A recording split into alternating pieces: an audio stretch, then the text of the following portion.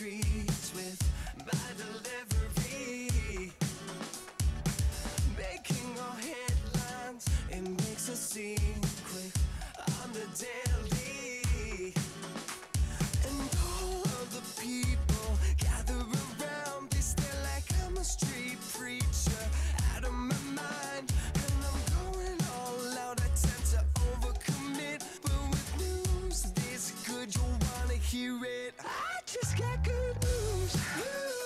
I'm a paper boy, and I got good news. I just got good news. I'm a paper boy, and I got good news.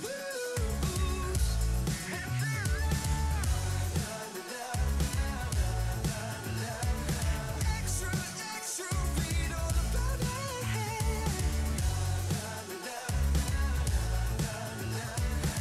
Extra, extra, read all about it.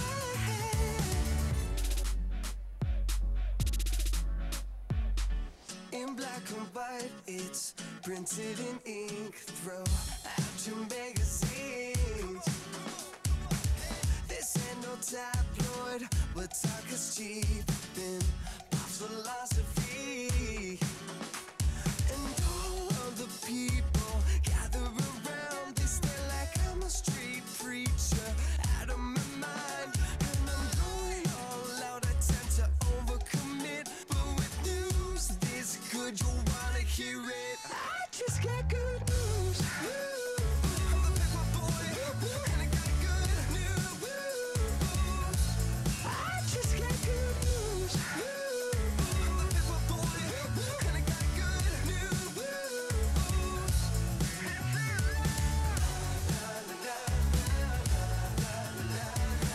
Extra, extra, read all about it.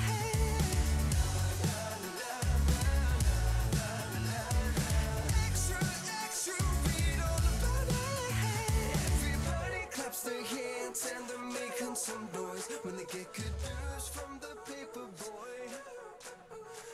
Everybody claps their hands and they're making some noise when they get good news.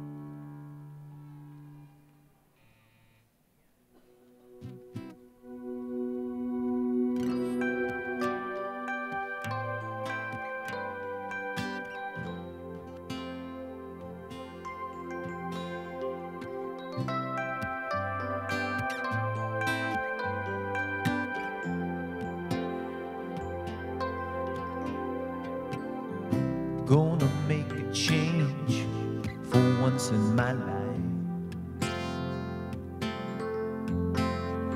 feel real good, gonna make a difference, gonna make it right. Turn up the collar on my favorite winter coat. This wind is blowing in my mind. See the kids on the street, not enough to eat. Who am I?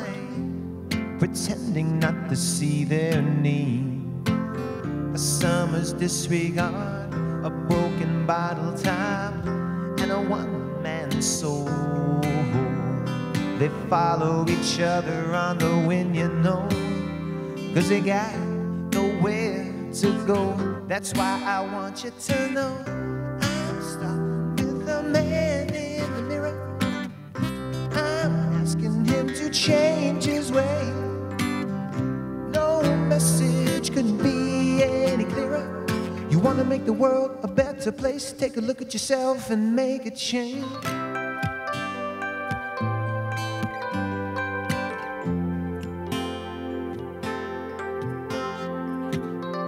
Been a victim of kind of selfish love, but now I realize without a home, not a nickel alone, who am I? Pretending that they're all alone. A widow's deeply scarred, somebody's broken heart, and a washed out dream. They follow each other on the wind, you see, 'cause they got nowhere to be. That's why I'm starting with me. I'm starting with the man in the mirror. I'm asking him to change his way. No message could have been any clearer. You want to make the world a better place? Take a look at yourself and make a change. I'm starting with the man in the mirror. I'm asking him to change his ways. No message couldn't be any clearer. You want to make the world a better place? Take a look at yourself and make a change.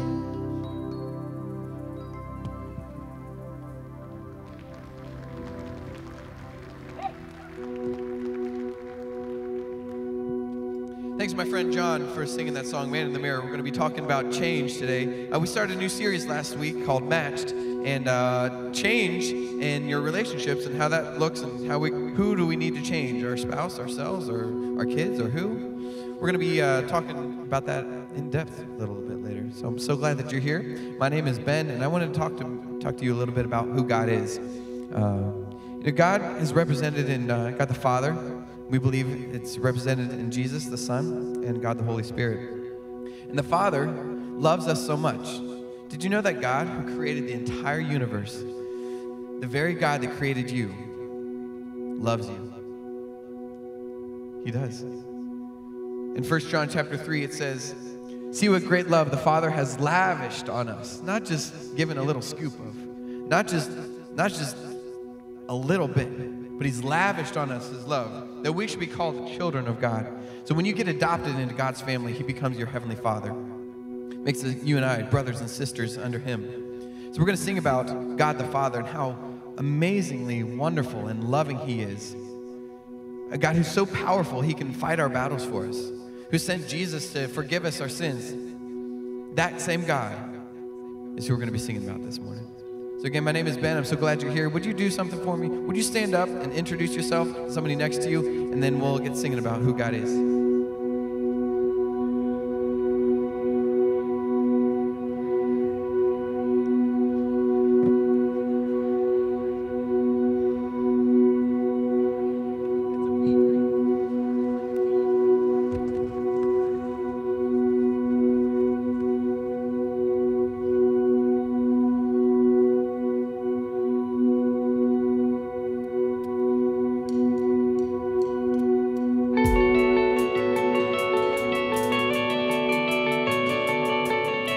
Right now that we know each other a little bit, let's sing about God. I've heard 1,000 stories of what they think you're like, but I've heard the tender whispers of love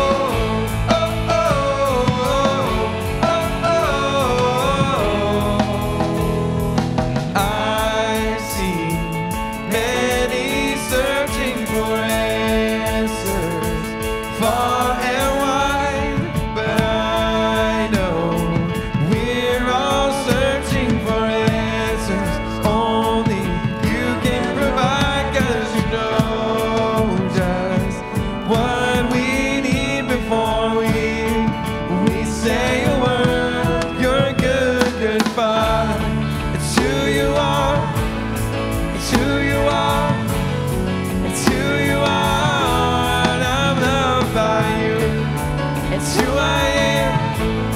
It's who I am. It's who I am. You're a good, good Father. And I'm loved by you. You are perfect in all of your ways. God, you are perfect in all of your ways. You are perfect in all of your ways to us. You're a good, good Father. It's who you are. It's who you are. It's who you are. And I'm loved by you. It's who I am. It's who I am. It's who I am. Sing it again. You're a good, good Father. It's who you are. It's who you are. It's who you are. And I'm loved by you. It's who I am. It's who I am. It's who I am. You are perfect. Here we go. You are perfect in all of your ways. You are perfect in all of your ways. You are perfect in all of your ways to us. You're a good, good Father. It's who you are. It's who you are. It's who you are.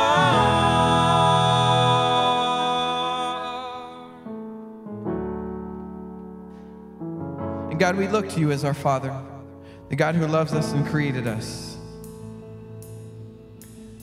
As we continue to sing about how good you are and all the miracles that you've done in our lives, God, I pray that you'll just breathe a fresh air in this place right now. Let faith arise. Let faith arise. In spite of what I see, Lord, I believe. But help my unbelief, I choose to trust you.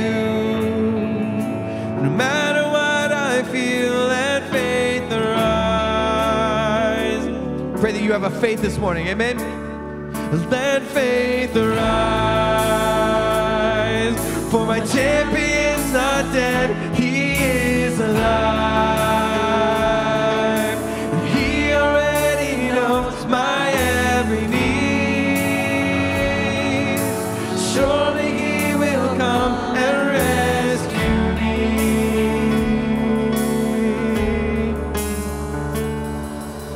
God of miracles, come. We need your supernatural love to break through. Nothing's impossible. You're the God of miracles.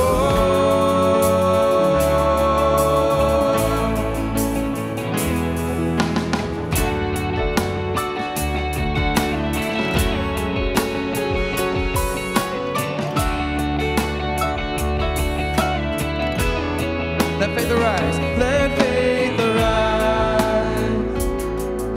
See the kingdom come. I lift my eyes. For the battle has been won. My God is faithful. And every single word he said is true.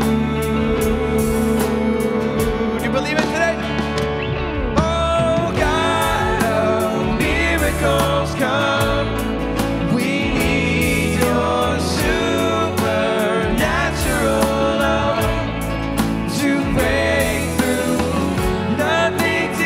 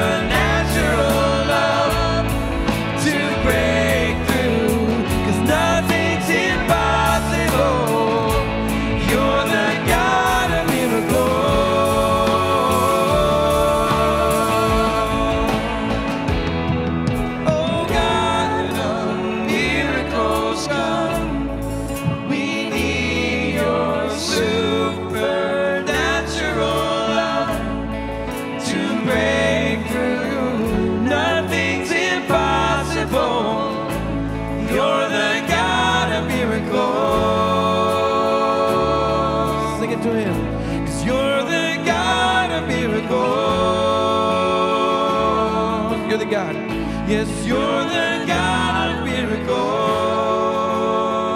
Let's just tell him one more time. 'Cause you're the God of miracles.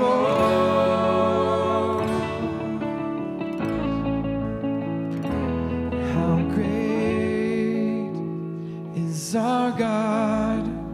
Sing with me, how great is our God? And all will see how great is our God. Let's sing it one more time. How great, oh, how great is our God. Sing with me, how great is our God. Oh, we'll see how great is our God.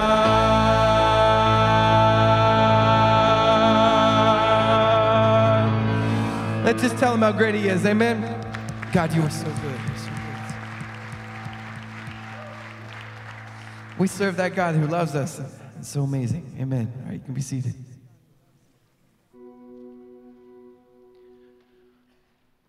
Well, good morning, Crossroads. My name is Mark Ortis. I'm the pastor of student ministries here at Crossroads Church.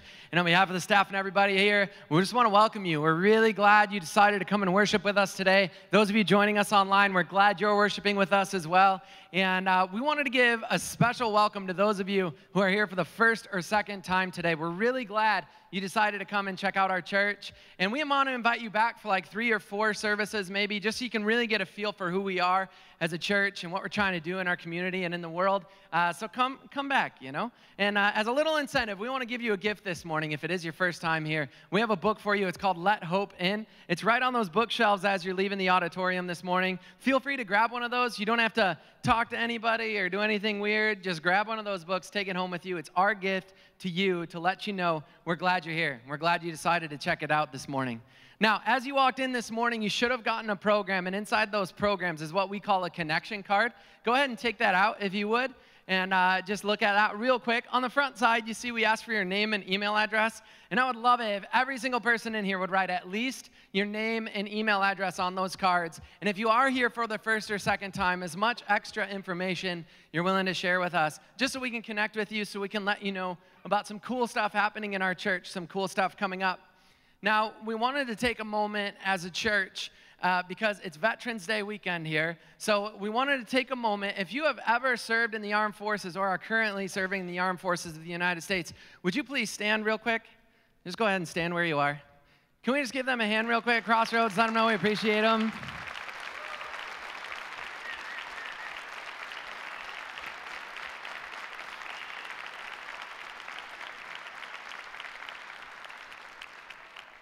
From the bottom of our hearts, the staff here at Crossroads from our church, we want to thank you for your service. You know, it's because of people like you who chose to sacrifice in the way you have that we're able to worship here freely and worship Jesus Christ the way we can with freedom. And so thank you for your service. Now, the last couple weeks, we've been talking about next steps here at Crossroads. And some of you may be thinking, well, what are next steps? What does that mean?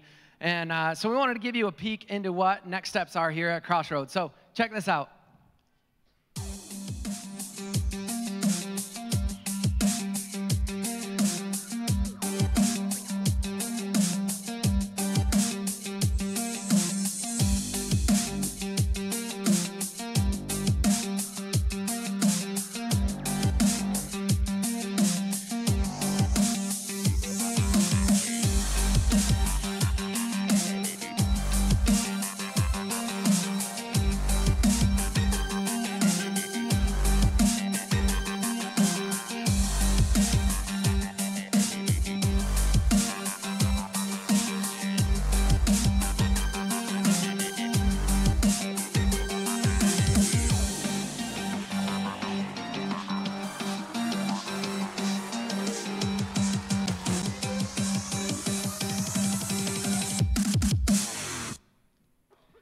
Yeah, so basically next steps are just that. They're taking a next step in your personal faith and your connection with the church. And we want to encourage you to check that out. You can go to our website, crossroadson23.com, or you can download our church app. You just search for Crossroads on 23 in any of the app stores, and you'll find it there. And you can read up and see what maybe a next step might be for you in your own faith journey, in your own journey here partnering with us at Crossroads. Okay? Sound good?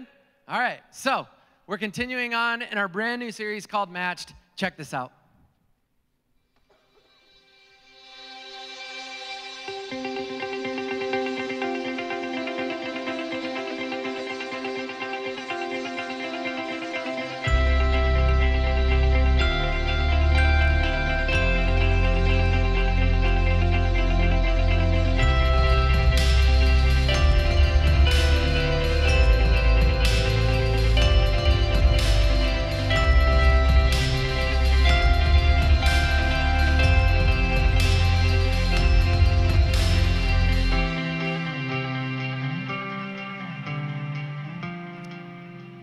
Well, ladies and gentlemen, good morning and welcome again to our latest edition of our favorite game show here at Crossroads called Are You Matched? Thank you. We need an applause sign or something. Anyway, this morning we have some brand new contestants who are ready to take the Are You Matched challenge. So would you please welcome to the stage with me Summer and Matt Leetard. Give it up for them, everybody. Where you at, Summer and Matt? There you are. Come on up here, my friends. As they're coming up this morning, we want to remind you that you can play this in your own home. In your programs this morning, we have some blank lines there, so you can play right along with Summer and Matt as they play this game. It doesn't have to be with a significant other. It can be with your brother or sister, with your son or daughter, cousin, nephew, grandpa, friend, or if you're here alone this morning, find someone sitting close by and be like, hey, let's see if we're matched, all right? Go ahead and grab a seat here. Come on over there, Matt. How you doing this morning, man? Wonderful. All right. So, Summer, I said your last name right? You did. Oh, I said their last name right. Thank you. They're not impressed. Okay, thank you. I asked like 4 people what your last name was. So, how long have you guys been married? 11 years. 11 years, ladies and gentlemen. Give it up for them. Come on now. Come on, 11 years. All right, so here's how the game works. We're going to ask you a couple questions, Summer, and then Matt, you're going to write down what you think her answer will be, and then Summer, you'll write down your answer as well. And if they match, you get a match, all right? So we'll ask you 2 questions, and then we'll switch and ask Matt 2 questions as well. Are you guys ready? Yep. All right, are you all ready in the audience tonight? They're not ready, but we're going anyway. All right, so here is the first question for you, Summer. Coke or Pepsi? What's your favorite, Coke or Pepsi? You write your answer down, and then Matt, you write down what you think she might say, Coke or Pepsi. All right, very good. And you all at home, write down Coke or Pepsi, all right? All right. Are you guys ready? Are you good? All right, Matt, let's see your answer. Coke, and then Summer. That's Coke as well. We have a match, ladies and gentlemen. Give it up for him. Give it up for him. All right. Very good. Very good. All right. We started simple, but now things are going to get real. All right. Are you ready? I want to remind you, I did not write these questions. Jim Jensen, pastor of creative arts, back there in the sound booth, was the one who wrote these questions. So if this turns into, never mind. All right. So next question. Which of your family members does Matt find most annoying? Once again, I did not write these questions. That is Jay Jensen at crossroadson23.com if you'd like to send Jim an email this morning. He'd be glad to receive all of your comments. All right. Oh, boy. All right. So, Matt, let's see your answer. You put Summer's mom. Is she here today? Oh, thank goodness. All right. Summer, what is your answer today? Did Summer put my mom? Give it up for him, ladies and gentlemen. And Mom, I'll send you the link to the service later. You can see that later. All right, so Matt, it's your turn, big guy. You guys are 2 for 2, doing really well. So you're pretty equally matched thus far. Are you ready, Matt? Oh, sure. All right. Your first question. What is your favorite dinner? Your favorite thing to eat for dinner? What is it? This is just the thing. Who does the cooking in your house? Usually me. Okay. So this would be your favorite meal that you prepare and you're just like, man, you know, you just eat yourself till you fall asleep on the couch, you know, watching some football. What? Yeah, same, bro. All right, so your favorite dinner, and then Summer, you write down what you think Matt's favorite dinner is, all right? And you all playing at home, you write down your answer as well, favorite dinner. For me, my wife makes these Buffalo Ranch chicken taquitos. Man, they're so good. I eat myself stupid on those things. I'm going to be real with you. All right, we got an answer here. You got an answer, Summer? All right, Summer, let's see your answer first. You write down pasta Alfredo. And Matt, your answer is Alfredo. Give it up for him, ladies and gentlemen. They are 3 for 3 with 1 question to go. So far, you guys are doing pretty well. Proud of you. Proud of you. All right, last question. Matt, if you won the lottery, what's the first thing you would buy? If you won the lottery, what's the first thing you would buy? Summer, you think about that as well. If he only had, whatever it is, $100 million or whatever, he would buy this. Me, I'd buy my own Taco Bell, you know? And it'd be like, any time of day, I'd be like, hey, I need a quesarito, you know what I mean? So that'd be pretty good. Someone just say black to a quesarito?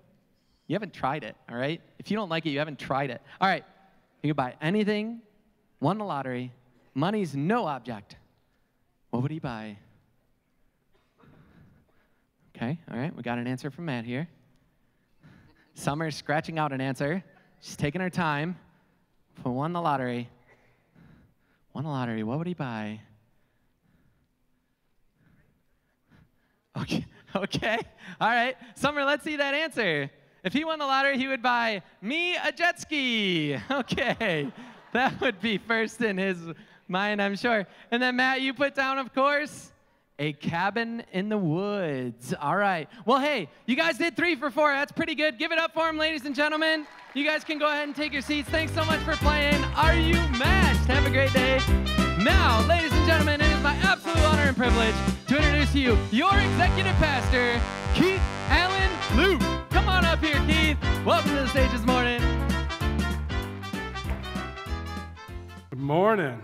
Welcome. Well, we've been doing our series. We started last week on Matched, and we're going to continue on this week talking about relationships, talking about marriage.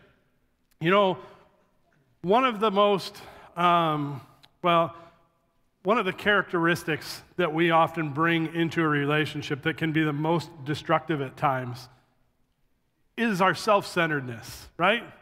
It's something that often we add to a relationship, makes it extremely hard when we become selfish. And at some level, we all have it as a part of us. Like it starts maybe when we're really young. You know, we see it kind of in our kids and the way that they react. My son, for instance, the 7-year-old, his name's Braden, and when he doesn't get what he wants, I mean, he throws some of the biggest fits you'll ever see. And so as a parenting move, me and my wife will often, when our son throws those fits, we'll go, hold on. And we'll pull out our phone and we'll begin to record the fit because he's going to love seeing these when he's older. You can even turn your phone around and let them see how silly they look when they're throwing their fit, right? And with his case, you know, whenever he does that, he begins to like change his attitude from this fit to like, I'm not going to let you see that, to he'll start to smirk, to he'll start to laugh. So, I mean, we're talking lose control of all body function, throw yourself on the floor to begin to laugh. So, you know, that's what I do now when I have a fight with my wife, is I just pull out the... No, I'm not stupid. I don't do that. You know, it happens that my 1-year-old, Brody, you know, same way. You know, when we want what we want, we can't get what we want. At the young age, we kind of lose it.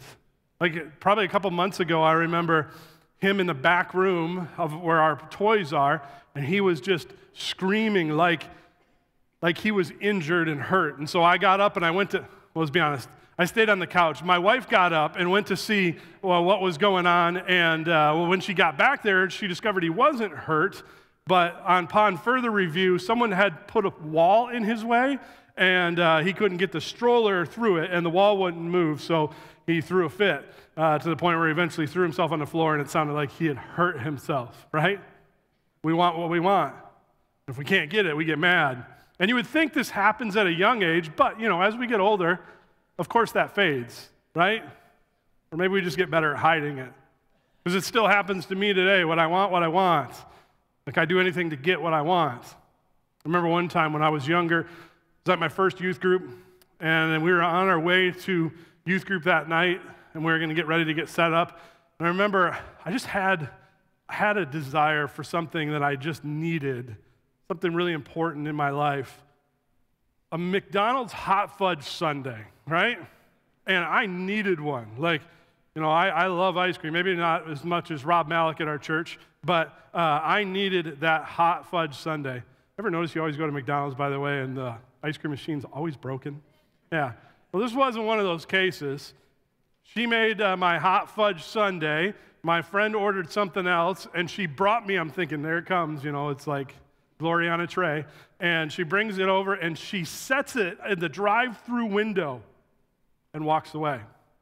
So I have an important decision at this moment. I need my hot fudge sundae. The only thing between me and a hot fudge sundae is one of those glass doors, right, that open when they bring out. So I wasn't going to wait. I want what I want. So I reached out the window of the drive-thru and began to pry open those doors, and I got my ice cream sundae, and I began to eat it. I remember when she came back, I don't remember if she looked at me funny or if she was like, what happened? But I do remember this, that when she got close to those doors, you know, these were remote-activated doors.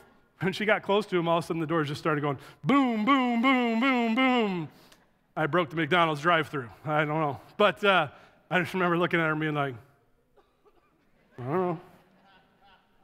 We want what we want. And if we're honest with ourselves, this concept of selfishness at some level creeps in at all times. It's part of our human nature. And maybe we look at some people and we go that they're selfless, but even them, at some point, it creeps in. And when you throw that into a relationship, and we have that characteristic about us, it often becomes hard. Relationships become hard because of this. Now, some of you might be like, no, you don't know my situation. My situation isn't just hard. Some of my situations, either in marriage or just in relationships, is desperate. Like we feel like we've gone from this point of it just being hard to being desperate. Gary Chapman, who does a lot of marriage counseling, has written a lot of books on marriage. He says, when our relationships go to this point from hard to desperate, we begin to tell ourselves 4 myths, 4 lies about our relationship. And so I want to share with what those 4 are. He says the first thing we tell ourselves in a desperate relationship is that my environment determines my emotions. So it's the way I act really isn't my fault. It's based on the environment that I'm in. You hear this all the time. Well, you don't know, you don't understand how they treat me, you don't understand the situation. I cannot choose my emotions in that situation. It's the environment that determines them. But we know this is not completely true. How do we know that? Because we can be in an argument with our spouse or someone else. It can be a knockdown, drag-out fight. We can be so angry, saying things that we don't mean, doing anything to win the argument, and then the phone call comes that we have to answer, and we go from extremely angry, yelling and spitting to, hey, how's it going? Right? We can choose our emotions. We know it, and we prove it to ourselves when we do that. Another myth that we start to tell ourselves is that people cannot change. People are who they are, and they cannot change. But many of us here are an example of that not being true. See, we found this relationship with God, and He began to come into our lives, and He began to change us in some pretty dynamic and miraculous ways. Some of you might be sitting there and say, well, you know, that's what I don't like about church. You know, you tell me I got to change myself. And that's not what we're saying. What we're saying is if at any point you come into an encounter with God, whether it's for the first time or whether it's for the 1,000th time, you cannot come into an encounter with God, a true encounter with God, and not be changed. It's impossible to be in the presence of God and not be changed in some small way. Another lie that we tell ourselves is, I have 2 options, only 2 options, a miserable marriage or a painful divorce. A miserable marriage or a painful divorce. But that's not true. There are actually other options, and we're going to talk about what those options are. And then the 4th lie that Gary Chapman says we begin, or 4th myth that we begin to live into is, some situations are hopeless, and my situation is one of them. Some situations are hopeless, and my situation is one of them. But we believe that God can bring hope to any situation, that he can transform any situation. So I want to share one truth with you, which could transform the way we look at these things as they apply to ourselves. And that is this. And so you all got notes when you came in, and you could fill this out. If you catch nothing else, catch this, write it right at the top. Fill in the blanks. It's don't expect to see a change if God can't make one in you. Don't expect to see a change if God can't make one in you. So this is what this means. In any relationship we find ourselves in, we have 50% control of what happens in that relationship. We are in charge of 50%, which is really, really important because I think sometimes we believe we have in charge of our 100%, and we believe that we can change the person next to us. But really, what God wants us to focus in on is the 50% that's ours. And if we can take the 50% that's ours and give God 100% control over it, we can change the one we can, which is us. As it relates to these 4 questions, it can begin to change. Now, it could change your relationship. It could have a dynamic change on your relationship. If you allow God to have 100% control over your 50% and allow God to change you, it could have an amazing impact on your relationship. It could have an amazing impact on the person you're with. But I cannot guarantee that it will change the person you're with. One of the biggest mistakes that we often make when we get into relationships is we believe that we can change the other person. You know, maybe one thing or another thing, and we say, well, you know, I love them, but if I can just change this one thing about them, that'll really help us out. You are putting yourself so far behind the 8 ball of any relationship you get into, and you have the belief that you can change someone else. Because really, the only one you can change is yourself. So we have to focus on the one that we can change. But we can't expect any change if we don't allow God to make a change in us. But if we do allow God to make a change in us, it could dynamically impact the way that we see those 4 myths that we talked about. We could look at it as a way where God actually can help us to choose our emotions in our relationships, right? Or that God can actually change us, not someone else, again, us, focusing on ourselves. Or we believe that God can transform any relationship, or that God can bring hope to any situation, or maybe help us find the hope. Or maybe if we focus on self, we can become the hope. And so we want to talk about that today, and we're gonna dive into the Word here. I'd encourage you to look this up on the app, or you can pull out your Bible. We'll put it on the screen too, but we're going to talk about Luke 6. You'll find it probably in the back third of your Bible. Look up Luke 6, and we're going to work out of verse 37. And so when we talk about making the change to the one we can, Jesus gives us some direction here as he's speaking. See, what he's done is he's already told his disciples to be loving and compassionate. And then he kind of went on to explain what true love entails. And so this is when he begins to explain it. And so today I want to look at this verse within the context of marriage, within the context of relationship, because I believe it equally applies to any relationship we're in. So let's start in Luke 6, 37 through 38 here. And it starts out by saying this. It says, "Do not judge others, and you will not be judged." Now, it's important to understand what's going on here in the context of this verse, but it's also important to understand what is meant by judge. Judge here is not saying don't think critically or don't be discerning. It's not saying that, like we often do in our society and go, just don't judge. Whatever's true for you might not be true for me. Like, there is no critical thinking, there is no discernment. It's not referring to that. What it's saying is it's talking about a judgmental attitude. The focus on others' faults, criticizing, and tearing them down. Now play that within the concept of marriage and think of how often we judge. Matter of fact, it goes on to say, don't condemn others, or let's even change that to don't condemn your partner, or it will all come back against you. Forgive others, and you will be forgiven. How do we apply this within the context of marriage? Well, here's how I think we apply it. In any situation that we find ourselves where maybe something difficult happens, or an argument happens, or something bad happens to us, I believe we all begin to write our own narrative. Here's what I mean by that. And I got this, Brene Brown. She's actually an author and a professor and speaker, has a PhD in social work, and she kind of talks about the topics of courage, vulnerability, shame, and empathy. And she writes that what we do naturally as human beings is we enter into a situation where maybe somebody hurt us or somebody said something about us or we have an argument, and we begin to write our own narrative as to what is happening. And when we do this, we begin to judge. Let me show you what I mean. So here's an example from maybe not a marriage relationship. So our staff here, there's probably like 16 of us that are here pretty much full time, and we're up in the office. And there was a wedding coming up. There was somebody on staff that I've known the whole time I've been here. A matter of fact, their daughter, who was getting married, was in my youth group when I was youth pastor here. And they began to pass out invites for her wedding.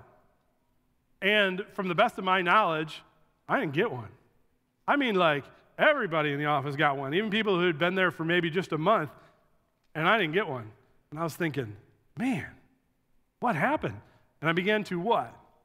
Write my own narrative. I began to think, man, have I done something? Have I hurt them in some way and they never told me about it? I began to feel horrible that I had made some sort of mistake or that there was some sort of tension. I couldn't even think of anything that had happened. I went home to my wife and I said, hey, I don't think we're invited to that wedding. And she said, no way, you got to be kidding me. I would be hurt if that was the case. And I said, we don't have an invitation. So I texted our youth pastor, Mark, who was just up here. I said, hey, you got an invite right to the wedding? He goes, yeah, they just gave it to me on Sunday. Man, I told April, hey, she gave it to Mark on Sunday. And April goes, oh, crap, right? And I said, what? I got to go check my bag, but I'm pretty sure she gave me an envelope on Sunday too, right? She goes and checks, she goes, here's the invitation, right? But in that moment, it didn't matter that was the case. I began to write my own narrative of what was going on, and I began to decide and make my own judgments about the situation, that I had maybe done something wrong, that maybe they had done something wrong, and then I started making assumptions, right? Assumptions about what they must think or what my problem must be or what their problem must be. And it was a situation that wasn't even true. But I believe that we all do this. I believe we actually can't stop ourselves from writing the narrative of what maybe is going on. And eventually it becomes a judgment, and eventually it becomes an assumption. You know, it becomes even harder when we're in relationships. You know why? Because we're so different from one another, especially when we talk about male and female. It provides many opportunities for incorrect narratives. Like, for instance, here's what I've noticed about me and my wife. Often my wife will communicate to me things she wants me to do through questions, right? So here's an example. The other day I was working hard around the house and getting some things done, and I went outside into the garage to get some more things done. And my wife, April, she comes out into the garage and kind of comes around the corner, and she looks at me, and she says, so are you outside?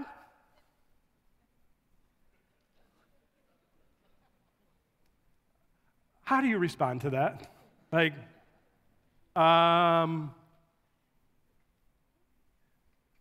yes. Like, yeah, of course I'm outside, right? That's the question that was asked while we were both outside. And so I answered the question the only way I knew how. I said, sure looks like it, right? And to that, she turned around and began to storm out of the garage. And I thought, I've been married long enough. So I chased her down and I said, hey, what are you talking about? Like, what's wrong? Like, did I answer? I'm pretty sure I'm outside. She goes, well, I mean, you're outside now, so that just means that you're going to be outside working on stuff, and so obviously we're not going to the bank like you said we were, and you're not going to take me to Hobby Lobby like you said we were, and so I just wanted to know if you were outside. And I went, what? Right? Like, I didn't know, where did that come from? And, but I've been married long enough to know that not only does she communicate that way, sometimes even I communicate that way. And so I was like, we can go, I'll finish some things up here, you go get the kids, get them in the car. And so we did, and you know, in my attempt to communicate so much better in my way back, I did some things around the house, went and checked. They weren't in the car yet, so I went inside and saw my wife, and I said, so you're inside, huh? Right?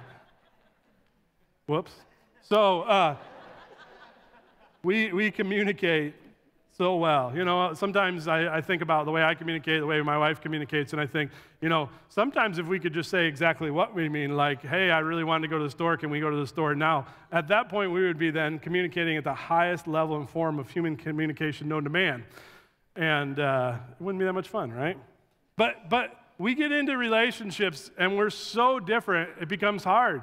And then we set ourselves up with holidays like Valentine's Day and anniversary and engagement, and we all get to guess how exactly it's supposed to happen, what we're supposed to get for our spouse, and how we're supposed to handle it, right? And then we get it wrong, and judgments happen, and assumptions are made, and we start to assume, well, if they really loved me, they would have done this, or gotten me this, or remembered this, or done this. And many ladies, I'm just telling you, you might be sitting there going, okay, but there's no way that you can be so stupid that you don't know that that's what we want. And I just want to tell you, we are. Just saying. Right? And when we have these moments, we begin to write this narrative. And I'm telling you, I don't think you can stop from writing that narrative. But I'm telling you, you can do this. You can, and you can write this down in your notes, assume the best possible interpretation of the situation unless absolutely proven wrong. Like we can, and it's hard, I'm telling you it's hard, but we can approach the situation and say, I refuse to do anything but assume the best, unless not partially proven wrong, absolutely proven wrong, right? We don't like to do that. It's hard to do that. But I'm telling you, if we would allow God to make a change in us, again, we're not talking about the other person. We're talking about ourselves, the only one that we can change. If we allow God to make a change in us, then we can expect to see a change. But don't expect to see a change if God can't make a change in you. So it goes on to say, okay, don't judge. Being judgmental is not going to be helpful in your relationship. You must assume the best. And then it goes on to say in verse 38, here's how you do that. Give and you will receive. Your gift will return in full, pressed down, shaken together to make room for more, running over and poured into your lap. The amount you give will determine the amount you give back. So here's this fill in the blank is, give and you will receive. This verse is often used to talk about money or material possessions. The idea that if you give, you will receive. But it also is written to talk about love, compassion, and forgiveness. Give and you will receive. Now, we're not talking about karma here, even though I hear many Christians often use that, like, well, they got what's coming to them. Like, if they do this, then this will happen. Bible doesn't talk about karma. We don't believe in karma, but I am talking about reaping what you sow. Whatever you invest in something, eventually you'll get back. It's not that we do it in order to give it back. It's just the way it happens. In any situation, if there's change that you would like to see, you have to become that change first.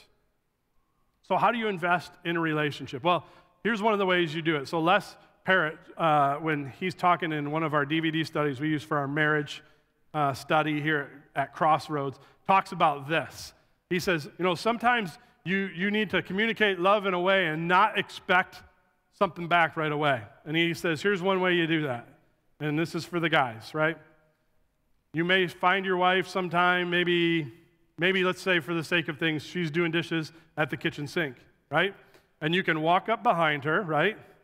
For a little squeeze, maybe a kiss on the cheek, tell her you love her. And now guys, really important guys, let's be honest, the next step is the most important here in showing your spouse love.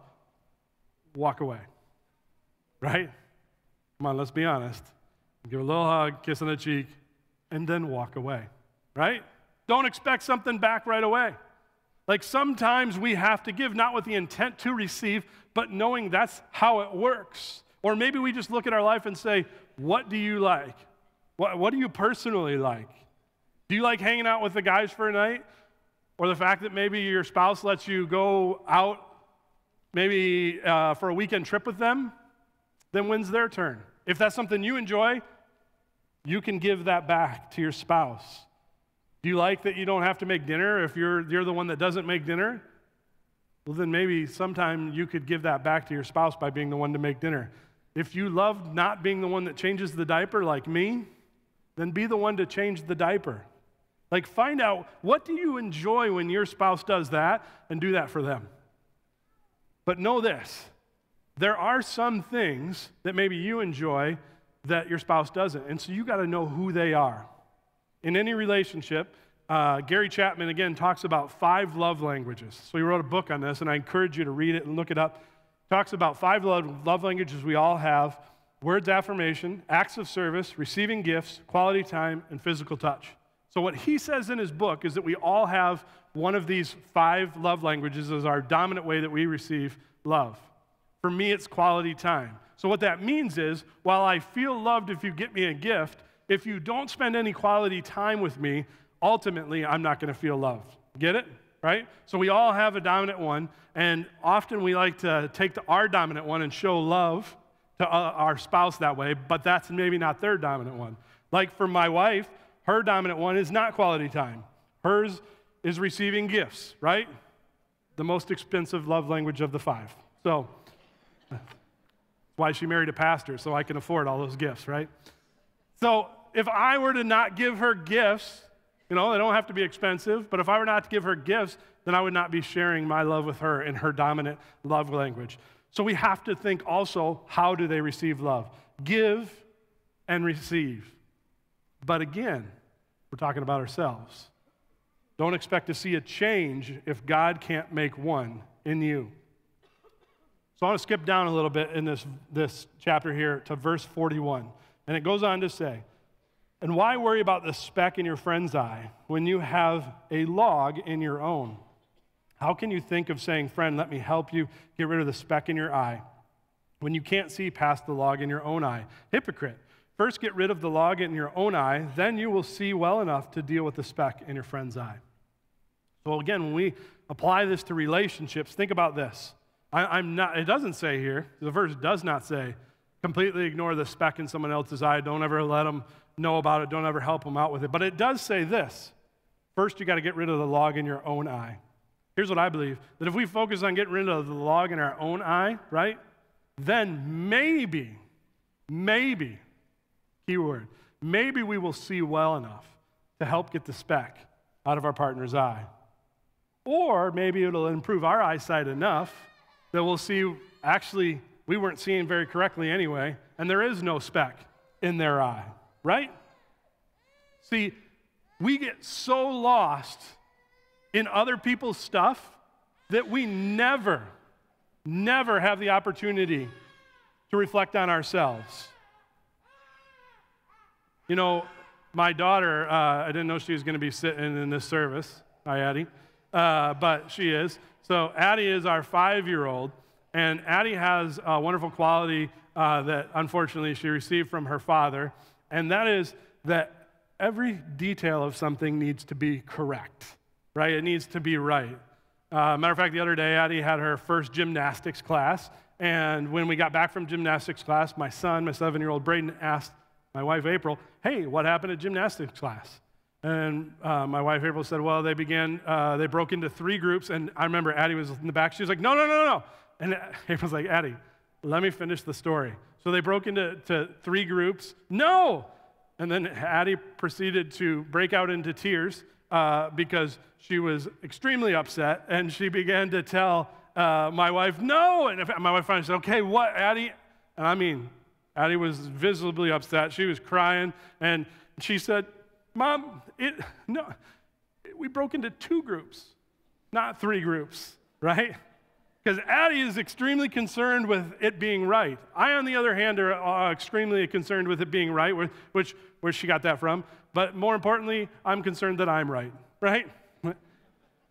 And sometimes in situations, I'm so concerned about myself being right, I don't even care about the solution. Just to make sure that I'm right? And I don't focus on myself, I focus on someone else. I get so lost in who is right. We're really, really good at focusing on others. You know how I know? Because many of you are sitting there in the seats like I do every Sunday, and you're going, you know who should have heard this message? Right? A lot of laughs. There's a lot of people thinking just like me. Sometimes, pretty much all the time, if we just spent half the time we spend declaring what's wrong with others and focusing and reflecting on ourselves, it might drastically improve our vision. Now, hold on.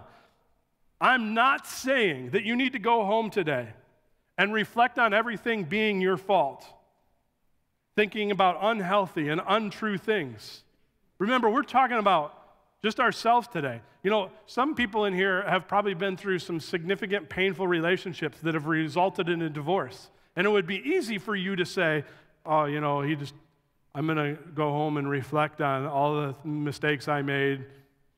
You know, there's a chance that you did everything that you could have done. But you are not responsible to change the other person. So please don't go away from this message today and say, well, it's all on me. I feel convicted. You know, I did everything I could, but I couldn't change them. That's the whole point of the message. You can only change the one who you can, and that's yourself. And one of the ways that we can do that is reflect on ourselves before we declare what's wrong with others. Not focusing on all the things we think bad about ourselves, but taking the time to reflect on the truth about ourselves before we declare what's wrong with others. Because often we say what we really don't mean. Like maybe we say to our spouse, hey, your whole world revolves around work, and it's not healthy. And that may be true. But what we really mean is your whole world doesn't revolve around me. Or you may say, hey, you need to do your part around this house and clean up more. But what we really mean is when the house isn't clean, I don't feel good about myself. Or maybe we say, you need to get over this. But what we really mean is because I don't want to deal with it. Or maybe we say, you need to stop worrying about all the little details because you're going to drive yourself crazy. Well, what we really mean is, if you don't stop worrying about all the little details, you're going to drive me crazy. Right? I'm not talking about who's right and who's wrong. I'm just saying that sometimes we need to reflect before we declare. Matter of fact, every time we need to reflect before we declare. Because don't expect to see any change if God can't make one in you. You cannot change someone else. I mean, you are limited to the change you can even make in yourself. It's true. But if you give God 100% control of your 50% of the relationship, He can make a change. I mean, it's easy to assume the worst. It's easy to receive what we like. It's easy to declare what's wrong with others. But to assume the best, to focus on giving, to reflect on ourselves, much harder. Much harder, isn't it? I mean, we all deal with this some level of selfishness in our lives, and that makes relationships really hard. In some cases, you find yourself in a desperate one today. But God can save our relationships if we allow Him to make change in us. Now, I want you to catch this. Really important. I cannot guarantee that it will change the one you're with. I cannot guarantee that it will fix your relationship. I cannot guarantee that the relationship will end good, or I guess if it ended, it wouldn't be good. I can't. But I can guarantee that if you don't allow God to make a change in you, there's going to be no change. I guarantee it. So today, maybe your action step is that you just need to say, God, I need to give you 100% control of my 50%. The only thing that you can change is you. And I can't guarantee it'll fix the relationship, but I can guarantee if you don't allow God to change you, don't expect to see any change. I want to put this up here one last time just so we can go with this, is to remember, don't expect to see a change if God can't make one in you. Today, I would encourage you to think about taking that action step with me, to reflect on it. Pull out your connection card and mark it off and say, you know what? I will give God 100% of my 50%. And that'll be my action step today. And if you check that off, we'll pray for you. So maybe just take some time to reflect. What is God calling you to this morning? And while you do that, we'll have the band play.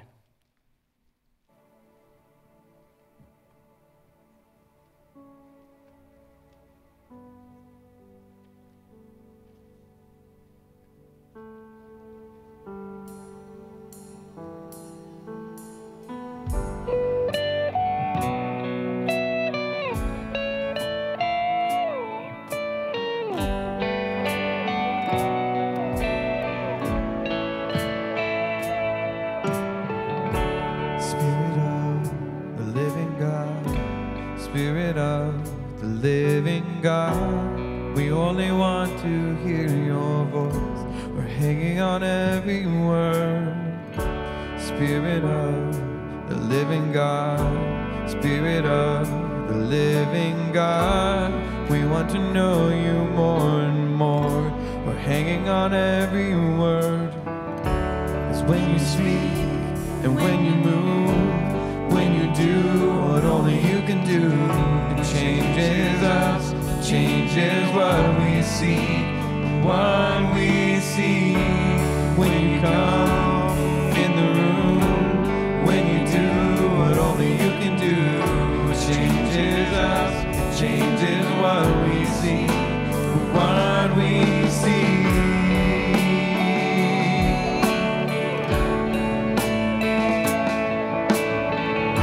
Spirit of the living God, Spirit of the living God, we're leaning into all you are. Everything else can wait. Spirit of the living God, Spirit of the living God, come down and breathe upon our hearts. Come down and have your way. It's when you speak, when you move, when you do what only you can do.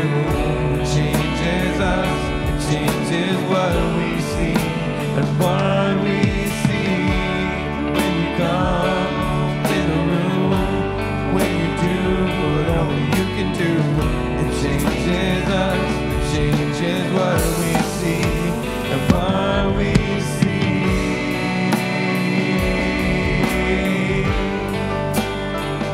When you move all our fears. When you move us to tears. When you move all our fears. When you move us to tears. When you fall on our knees. When you fall, we fall at your feet. When you fall, we fall on our knees. When you fall, we fall at your feet. When you speak and when you move, when you do what only you can do, it changes us, it changes what we see and what we see. When you come in the room, when you do what only you can do, it changes us, it changes what we see and what we see.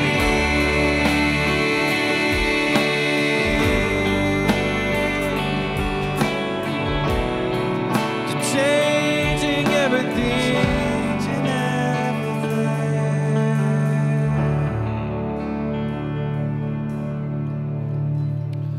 Well, as the ushers come forward, we're going to receive this morning's offering. We just ask that you take that connection card as you've been reflecting on your action step. Just place that in as the bag comes by. And then also let's check out what's going on at Crossroads. Good morning, Crossroads. My name is Rick Velick, and here's what's happening.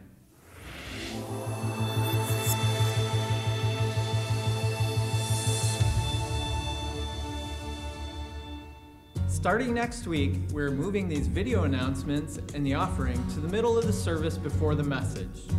We're excited to keep the end of our services focused on the message and what God is saying to us in that moment. If you typically give through the offering, you can help by being ready to give earlier. Your generosity goes further at Crossroads. Every week, a portion of our offering goes to our ministry partners like One Matters, who serve the homeless veterans of the greater Toledo area. Next Sunday night at 5 p.m. is our final Awaken of the year. We'll celebrate communion and worship together, and then peel back some of the layers of Crossroads strategy and mission. We want everyone who is invested in Crossroads community to know how we roll and get excited about our future. If you are new to Crossroads in the last few months, come to the 21-minute party after services today. Meet some of our pastors and enjoy popping cookies. Our Thanksgiving food drop is this coming Saturday, so this week is the final week to bring back food bags. Thanks for supporting the food drop and providing a free holiday meal to hundreds of families. For more information about all things Crossroads, stay connected by visiting crossroadson23.com and find us on Facebook, Twitter, and Instagram.